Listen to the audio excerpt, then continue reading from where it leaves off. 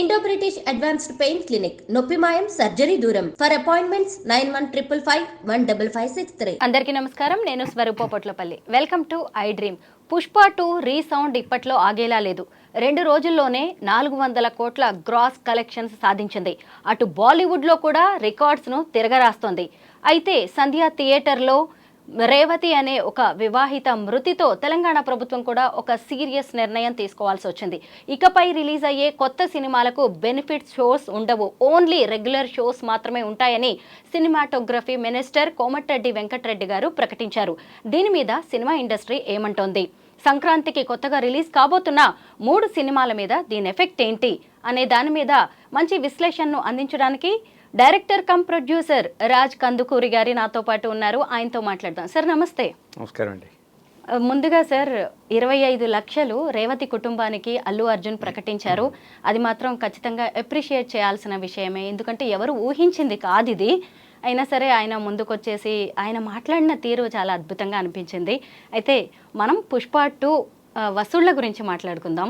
అసలు ఇప్పట్లో అయితే ఆ వసూళ్లు రికార్డ్స్ బ్రేక్ చేయడం ఆగేలా లేదు. మీరంతా ఊహించారా ఇండస్ట్రీ వాళ్ళు ఎవరైనా పుష్ప 2 ఈ రేంజ్లో వసూళ్లు సాధిస్తుంది అని? అంటే పుష్ప 2 మీద ఎక్స్పెక్టేషన్స్ గట్టిగా ఉన్నాయండి. ఎందుకంటే Pushpa 1 it self is a huge hit. Particularly నార్త్లో ఎక్కువ ఎక్స్పెక్ట్ చేశాం మేము. చేసినట్టుగానే నార్త్ చాలా బాగుంది. నార్త్ యాజ్ ఆఫ్ టుడే నిన్న కూడా 55 crores నార్త్ హిందీ ఒక్కటే చేసింది. సో ఇది ఎక్స్పెక్ట్ చేసినట్టుగానే వెళ్తుంది ఇప్పటిదాకా. యాజ్ ఆఫ్ నవ్ అయితే దగ్గర 400 crores టచ్ చేసింది. ఇది వీళ్ళు 1200 1500 ఎంతకు వెళ్ళొచ్చో తెలియదని అన్నారు. ఏదైనా కానీ మండే మార్నింగ్ మనకు క్లారిటీ వస్తుంది, ఎందుకంటే వీకెండ్ ఖచ్చితంగా దానికి బజ్ బాగుంది. అక్కడక్కడ ఏదైనా మిక్స్డ్ రివ్యూస్ అటు ఇటు ఉన్నా కూడా సెకండ్ హాఫ్ అది ఇది అని అన్నారు, కానీ ఎక్కడ ఎవరు ఆపలేదు ఇప్పటిదాకా. గట్టిగా వెళ్తుంది సినిమా. వసూళ్ల పరంగా గట్టి హిట్ అని చెప్పాలి ఈ సినిమా. అసలు బాలీవుడ్లో జవాన్ని బ్రేక్ చేసింది. పర్టికులర్లీ మన సౌత్ డైరెక్టర్స్ది, సౌత్ ఫిలిమ్స్ది హిందీలో హవా ఉంది ఇప్పుడు. వాళ్ళు చేసిన సినిమాలలో చాలా వాటిలో కూడా జవాన్ దగ్గర నుంచి అన్ని కూడా సౌత్ డైరెక్టర్స్ చేస్తున్నారు. Whether is Tamil director or Kannada director or Telugu director ఎవరైనా కానీ సౌత్ వాళ్ళ ఇన్ఫ్లుయెన్స్ నార్త్ ఫిలిమ్స్ మీద గట్టిగా ఉంది. ఇప్పుడు గత మీరు 2 ఏళ్ళు 3 ఏళ్ళుగా చూస్తే అదే కంటిన్యూ అవుతుంది. దాని సీక్వెన్స్లోనే దాంట్లోనే వస్తున్న పరిస్థితుల్లో చూస్తే పుష్ప 2ని చాలా బాగా రిసీవ్ చేసుకున్నారు. పర్టికులర్లీ దానికి ఒక బ్రాండ్ ఇమేజ్ ఏర్పడింది, ఏ సినిమాకి లేనట్టుగా. వెదర్ ఇట్ జుకే కానీ కావచ్చు, ఏమన్నా కావచ్చు, కానీ వాళ్ళు అనుకున్నారు ఏదైతే వాళ్ళు మాస్ మసాలా ఎక్స్పెక్ట్ చేశారో అదంతా దాంట్లో ఉంది. ఇంక్లూడింగ్ బీహార్ లాంటి ఏరియాలో కూడా it is doing very good. అవును, అసలు పుష్ప 2 ఎప్పుడెప్పుడు వస్తుందా అని చెప్పి అందరూ ఎంతో ఎగ్జైటింగ్గా వెయిట్ చేశారు. ఈవెన్ అటు టాలీవుడ్ బాలీవుడ్ అందరూ ఎదురు చూశారు. అయితే ఇక అనుకోకుండా సంధ్య థియేటర్ దగ్గర జరిగిన రేవతి ఇన్సిడెంట్ మాత్రం ఎవరు ఊహించింది. అయితే అక్కడ ప్రధానంగా భద్రతా లోపం అనేదే కనిపించింది. మీరేమంటారు? అది ప్లానింగ్ లోపం అండి. ఎందుకంటే ఫస్ట్ ఆఫ్ ఆల్ 1100 రూపాయలు టికెట్ అమ్మారు. 1100కి టికెట్ అమ్మినప్పుడు ఆ టికెట్ తీసుకున్న వాళ్ళ కంప్లైంట్ ఏమిటంటే, మేము 8 గంటలకు మేము షోకి వచ్చామండి, 9:30 షోకి 1.5 hours ముందు నుంచి టికెట్ చూపించినా అలౌ చేయలేదని వాళ్ళు అంటున్నారు. థియేటర్ వాళ్ళ చెప్పేది ఏమిటంటే, సార్ అక్కడ ఫస్ట్ షో నడుస్తుంది, అది అయ్యే లోపల వీళ్ళని అలౌ చేయలేము. అయితే అదే టైంకి 9 o'clock 9:10 రిలీజ్ చేసి ఉండాల్సింది. 9:30కి ఎప్పుడైతే అల్లు అర్జున్ ఎంటర్ అయ్యాడు అదే టైంకి వీళ్ళు ఓపెన్ చేశారు. ఎవరు కూడా ఇంటెన్షనల్గా ఇలా జరుగుతుందని ఎవరు ఊహించరండి. అన్ఫార్చునేట్లీ జరిగింది. Very sad thing. అది ఎంటైర్ ఈ ఫిల్మ్ ఏదైతే ఒక సక్సెస్ మనం ఆ జోష్లో వెళ్తున్నామో దానికి ఆ జోష్కి బ్రేక్ పడింది. ఇది చాలా డిస్టర్బ్ చేసింది. పర్టికులర్లీ యాజ్ ఒక ఫిల్మ్ ప్రొడ్యూసర్గా నన్ను చాలా డిస్టర్బ్ చేసింది. అందులో 39 years లేడీ ఆవిడ, ఆ తల్లిని ఆ బిడ్డలకి మనం ఎవరు తీసుకురాలే, ఆ లోటును ఎవరు తీర్చలేరండి. అందులో ఒక హౌస్ మొత్తం ఒక స్త్రీ మీద రన్ అవుతుంది, ఒక హౌస్ హోల్డ్. ఆ హస్బెండ్ కానీ పిల్లలు కానీ entire dependent on that lady. అటువంటిది ఒక ఎంటర్టైన్మెంట్ కోసం వచ్చి, అందులో వాళ్ళ అబ్బాయి వీరాభిమాని అల్లు అర్జున్కి. ఫస్ట్ డే చూడాలని 1100 పెట్టుకుని వాళ్ళు ఒక మిడిల్ క్లాస్ ఫ్యామిలీ కొనుక్కుని వచ్చి ఇటువంటిది జరగడం వెరీ సాడ్ థింగ్. అయితే బన్నీకి ఆ రోజు తెలీదు. ఆ రోజు ఎర్లీ మార్నింగ్ తనకు తెలిసి తను ఇమ్మీడియట్గా దానికి నిన్న తను మాట్లాడారు, which is to be appreciated. 25 lakhs issue చేశారు. అంటే డబ్బుతోటి మనం పోయిన ప్రాణాన్ని ఎలాగూ తీసుకురాలేం, కొంత ఫైనాన్షియల్ హెల్ప్ అలాగే మెడికల్ హెల్ప్ ఆ అబ్బాయికి వాళ్ళకి ఏం కావాలో చూస్తామని అన్నారు. That is to be appreciated అండి. డెఫినెట్లీ ఇటువంటి జరగకుండా మాత్రం మనం చూసుకోవాలి. ఇది ప్లానింగ్ లోపం. సెక్యూరిటీ 10-12 మంది ఉన్నారట, అది సరిపోదు. అంటే మీరు ఎప్పుడైతే అంతమంది క్రౌడ్ ఉన్నారో దీన్ని ఖచ్చితంగా పోలీస్ ఫోర్స్ సరిపోయి ఉండదు. 10-12 మంది అని అంటున్నారు. అక్కడ సిచ్యువేషన్ ఏమిటంటే ఆర్టీసీ క్రాస్ రోడ్స్లో ఉన్నటువంటి అన్ని థియేటర్స్లో పుష్ప 2 రిలీజ్ చేశారు. కాకపోతే 9:30 బెనిఫిట్ షో అందరి దగ్గర లేదు. బెనిఫిట్ షో ఉన్న చోట దానికోసం అల్లు అర్జున్ వస్తున్నాడని చెప్పి క్రేజ్ తోటి ఆ ఏరియాస్ మొత్తం క్రాస్ రోడ్స్ జామ్ అయ్యాయి, ఇంక్లూడింగ్ మెట్రో పైనుంచి కూడా జనం చూస్తూ ఉన్నారు అతని కోసం. ఒక హీరో కూడానండి థియేటర్కి ఎందుకు వస్తాడు? తను 10-12 సార్లు చూసేసిన సినిమాగా తనకేమిటి, అభిమానులతో ఆ సినిమాని ప్రమోట్ చేయడానికి, అభిమానులకి జోష్ కల్పించడానికి ఒక హీరో వస్తాడు. ఇంటెన్షన్ ఎప్పుడు కూడా ఒక పాజిటివ్ ఇంటెన్షన్ ఉంటుంది. ఎస్, అభిమానులు నా కోసం ఎదురు చూస్తున్నప్పుడు వాళ్ళతో కలిసి చూద్దామంటే సినిమాని ఎంకరేజ్ చేద్దాం, వాళ్ళని ఎంకరేజ్ చేద్దామని. కానీ ఇలా జరుగుతుందని ఎవరు ఊహించలేదు. ఇది ఖచ్చితంగా మైత్రి వాళ్ళ తప్పు కాదు, హీరో తప్పు కాదు. అలాగే అక్కడున్న సెక్యూరిటీ ల్యాబ్స్ మాత్రం నేను ఒప్పుకుంటాను, అది జరగకుండా ఉండాలి, ప్లానింగ్ లోపం ఉంది. ఇటువంటిది ఇంకెప్పుడు జరగకూడదు, జాగ్రత్త తీసుకోవాలండి ఖచ్చితంగా. అవును. అయితే అరవింద్ అల్లు అర్జున్ కూడా చెప్పారు తన వీడియోలో, ఇది మేము హీరోస్ వెళ్ళి ఏదో ఒక థియేటర్లో అలా చూడడం అనేది ఆనవాయితీగా వస్తుంది, మేము ఊహించింది కాదు, ఇది చాలా బాధగా అనిపించిందని. తన మాటలు కూడా నిజంగా మంచిగానే అనిపించాయి, చాలా హుందాగా వ్యవహరించారు తను. అయితే ఇంకా ఈ రేవతి ఇన్సిడెంట్తో ప్రభుత్వం కూడా స్పందించాల్సి వచ్చింది సార్. మనం తెలిసిందే కదా, కొత్త సినిమాలకి ఎట్టి పరిస్థితుల్లో ఇకపై బెనిఫిట్ షోస్ ఉండబోవు అని చెప్పి.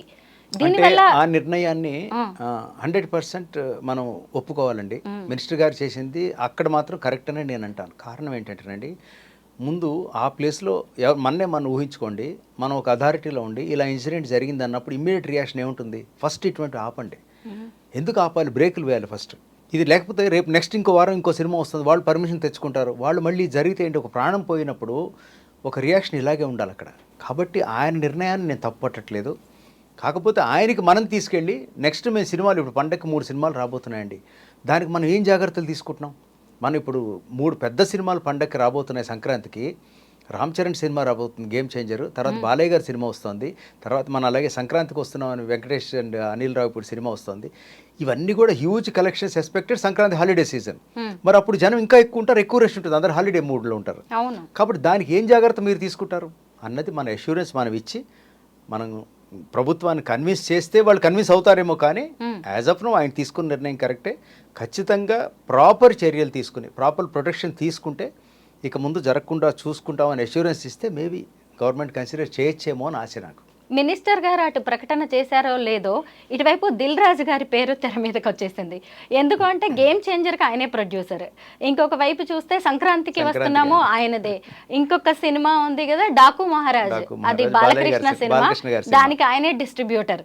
అసలే మామూలుగానే నైజాంలో అన్ని రైట్స్ ఆయన చేతుల్లో ఉంటాయి. ఇప్పుడు ఏంటి, ఎలా డీల్ చేయబోతున్నారు దిల్ రాజు గారు అని మంచి చర్చ అయితే జరుగుతోంది సార్. ఎలా ఉండబోతుంది?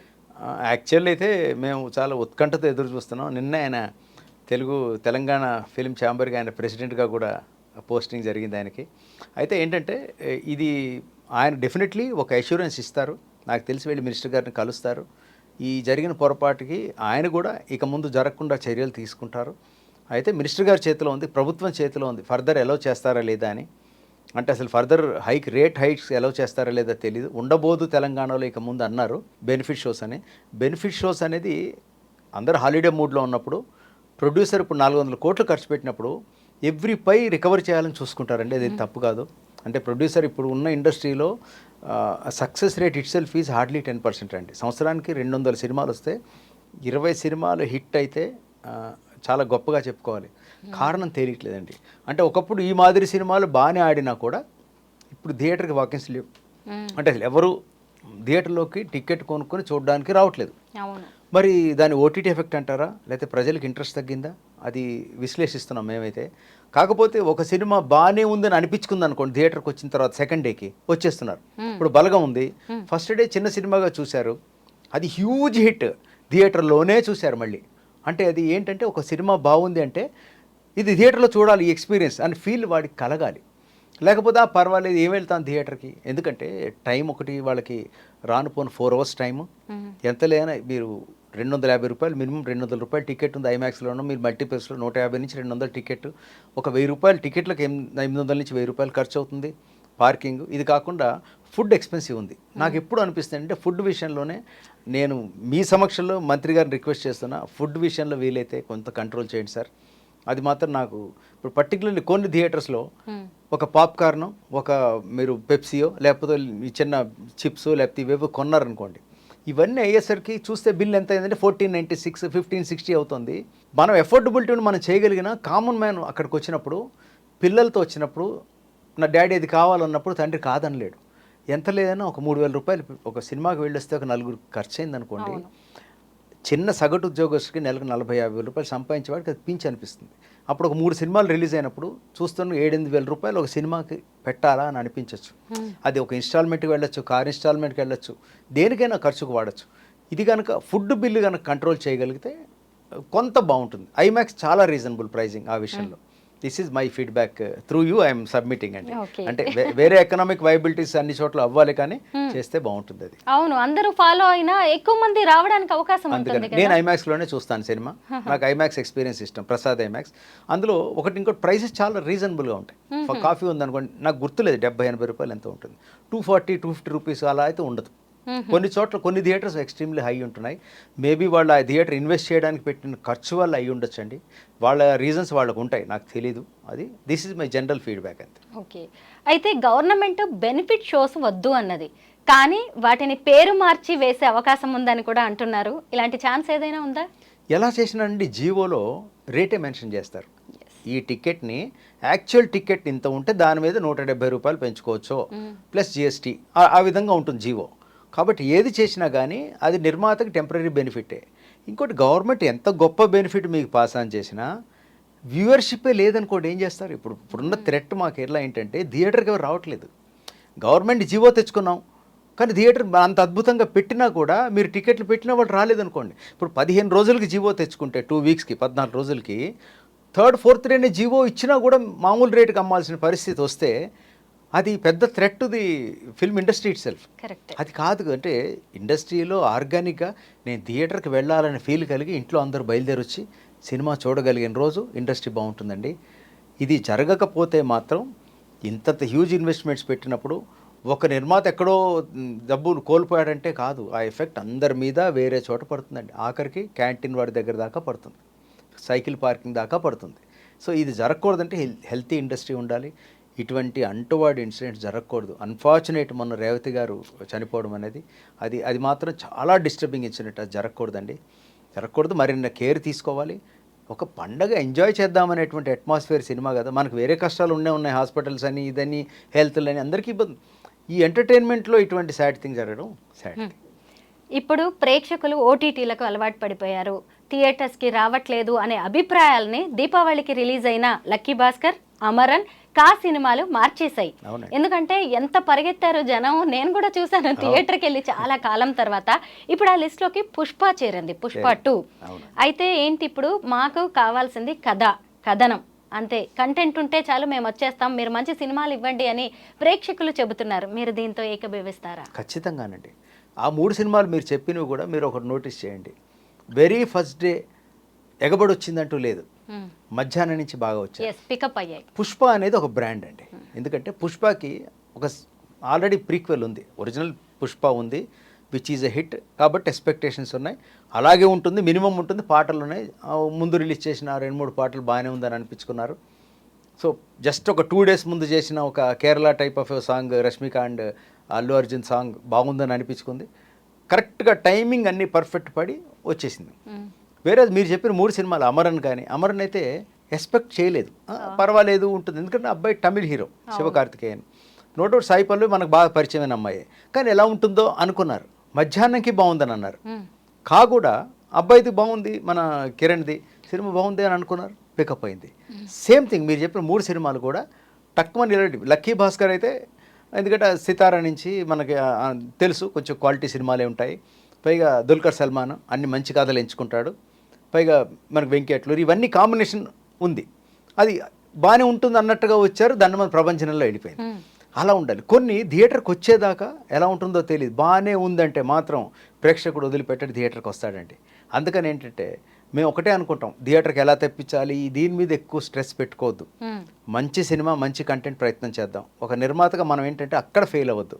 మంచి కంటెంట్ మనమే సాటిస్ఫై అవ్వలేదు అనుకోండి, మాకు ఎడిటేబుల్లోనే మాకు డౌట్ కొడితే నాకు ఎక్కడ అనుమానం నేను చెప్తాను, మనకి ప్రేక్షకులు థియేటర్కి వచ్చి తీరాలని ఆశించే హక్కు మనకు లేదు, మనం ప్రాపర్గా ప్రోడక్ట్ తీయనప్పుడు. సో అందుకని ఏంటంటే మంచి సినిమా తీయడం ఒకటే మన డ్యూటీ. కనీసం మినిమం ఎంటర్టైన్మెంట్ వాళ్ళకి ఇవ్వగలిగితే డెఫినెట్గా వస్తారు. దానికి మనం గట్టిగా అటెంప్ట్ చేయాలి, నిర్మాతలుగా, ప్రొడ్యూసర్స్గా, డైరెక్టర్స్గా. అది అటెంప్ట్ చేసినప్పుడే సక్సీడ్ అవుతాం. ఈ సంక్రాంతికి వస్తున్న ఈ 3 సినిమాల మీద ఇండస్ట్రీకే కాదు ప్రేక్షకుల్లో కూడా అంచనాలు కనిపిస్తున్నాయి. ఎందుకంటే ఆ హైప్ కావచ్చు, సబ్జెక్ట్ కావచ్చు, హీరోస్ కావచ్చు, మీరేమంటారు దీని మీద? ఆ 3 సినిమాలు ఎలా ఉండబోతున్నాయి అంటారు? మూడు జనరల్ అండి ఇవి. ఫర్ ఎగ్జాంపుల్ అనిల్ రావిపూడి ఉంది, తనది కామెడీ మార్క్. అనిల్ రావిపూడి ఏమిటంటే చాలా లైట్ హార్టెడ్ రైటింగ్ ఉంటుంది, నవ్విస్తూనే ఉంటాడు. అందులో వెంకటేష్ గారి బాడీ లాంగ్వేజ్ తనది పర్ఫెక్ట్ సింక్ ఉంటుంది ఈసారి మీరు చూడండి. ఎందుకంటే ఆల్రెడీ మనం F2, F3 చూసున్నాం. కాస్టింగ్ కూడా బాగుంది అక్కడ. Perfect. ఐశ్వర్య రాజేష్ తర్వాత మీనాక్షి చౌదరి చక్కగా ఉంది. అదేంటంటే పండగకి నవ్వుకోవడానికి థియేటర్కి వెళ్తే మన సరదాగా కాఫీ తాగుతూ పాప్కార్న్ తింటూ చూస్తుంటే 2.5 hours అలా ఎగిరిపోయి హ్యాపీగా రావాలి. కుటుంబంతో చూడొచ్చు. ఇంకోటి ఏంటంటే మన ఫ్యామిలీతో వెళ్ళినప్పుడు ఏ డబుల్ మీనింగ్ డైలాగులు ఏవి ఇవన్నీ ఉండకూడదు. చక్కగా ఉండాలి. సినిమా అంటే ఏంటి, హెల్తీ అట్మాస్ఫియర్లో మన ఇంట్లో మన ఓల్డ్ లేడీస్తో, మనతో చెల్లెలతో, అమ్మతో కలిసి చూసేలా ఉండాలి కదా సినిమా అంటే. సో ఆ అట్మాస్ఫియర్ తనది బాగుంటుంది, చక్కగా నవ్వుకుంటూ చూడొచ్చు. కాబట్టి అది బాలకృష్ణ గారికి వీరాభిమానులు ఉన్నారు. మీకు తెలియదేమో, ఆయనకి అన్ని ఇప్పుడు ఆయన స్ట్రీక్ నడుస్తుంది. బాలయ్య గారిది ముట్టుకుంటే బంగారం. చూసారా, డాకు మహారాజ్. డాకు మహారాజ్ చూడండి ఎంత బాగుంది. బాగుంది. సో అది ఖచ్చితంగా హిట్ అవుతుందని నేను గట్టిగా నమ్ముతున్నాను. ఆ రామ్ చరణ్కి వీరాభిమానులు మనందరం. అతని బాడీ లాంగ్వేజ్ కానీ, అతని డాన్సెస్ కానీ, అది కానీ, అండ్ దిల్ రాజు గారి ప్లానింగ్. కాబట్టి ఈ 3 ఖచ్చితంగా హిట్ అవుతాయి. థియేటర్స్ దగ్గర పండగ ఉంటుంది, పండగ అట్మాస్ఫియర్. నేను నిన్న మొన్న ట్వీట్ పెడుతూ అల్లు అర్జున్ సినిమాతో పండగ ఇప్పుడే మొదలైన 4 రోజుల ముందే మనకి అన్నాను. అలాగే జరుగుతుంది. సో ఎప్పుడు ఇండస్ట్రీ సక్సెస్ఫుల్గా బాగుంటేనే ఎకానమీ బాగుంటుందండి. ఎక్కడ ఏమైనా డబ్బులు పోయాయి అనుకోండి ఇండస్ట్రీలో, ఇంపాక్ట్ అందరి మీద పడుతుంది. అది జరగకూడదు. నిజమే, అవును. 24 క్రాఫ్ట్స్ బతికుండాలి, బాగుండాలి అంటే ఇండస్ట్రీ బాగుండాలి, ప్రేక్షకులు కూడా ఆదరించాలి. సరే, అప్పుడప్పుడు ఇలాంటి ఘటనలు జరుగుతూ ఉంటాయి, అవి ఎవరు ఊహించనివి. ప్రభుత్వం తీసుకున్న నిర్ణయాన్ని కూడా ఇండస్ట్రీ కూడా హర్షిస్తోంది. థ్యాంక్ యూ సార్, చాలా మంచి విశ్లేషణ అందించారు. Thank you.